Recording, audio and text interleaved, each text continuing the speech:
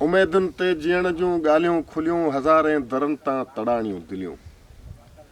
उमेदुनि ते जीअण जूं ॻाल्हियूं खुलियूं हज़ारे दरनि तां तड़ाणियूं दिलियूं। छिजल झूपड़नि ऐं छननि जहिड़ियूं हसरतूं हेरण जे पननि जहिड़ियूं।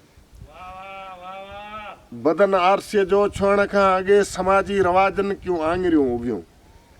बदन आरसीअ जो छुअण खां अॻे समाजी रवाजनि क्यूं आङिरियूं उभियूं। मुआशिरे जे मुनकरनि खंजर खया हुस्न जूं हज़ारे हयातियूं लुभियूं। उघाड़े अंगण ते बाखूं फुटियूं ग़ुलामी जे सिज जा किरणा पिया। बेखफ़न जनाज़ा खजंदा रहिया हथ बाग़ियुनि जा केई झिरणा थिया। मगर आदतूं अञा बि उन्हनि जहिड़ियूं हसरतूं हेरण जे पननि जहिड़ियूं। हक़ीक़त मथां सिज गिरंदा रहिया कातबनि बि कई कसीदा लिखिया। गुलाबनि जूं पतियूं लताड़ियूं वयूं अमन जे पखियुनि जा अक़ीदा कखिया।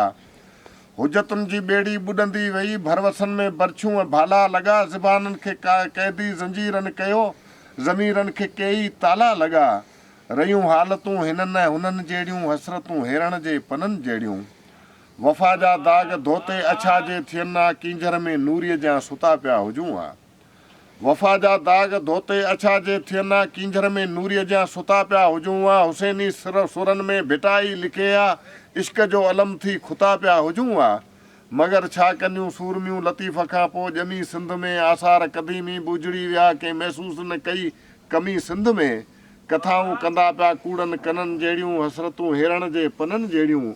उमेदुनि ते जीअण जूं ॻाल्हियूं खुलियूं हज़ारे दरनि तां तड़ाणियूं दिलियूं। छिजल झूपड़नि ऐं छननि जहिड़ियूं हसरतूं हेरण जे पननि जहिड़ियूं। हसरतूं हेरण जे पननि जहिड़ियूं।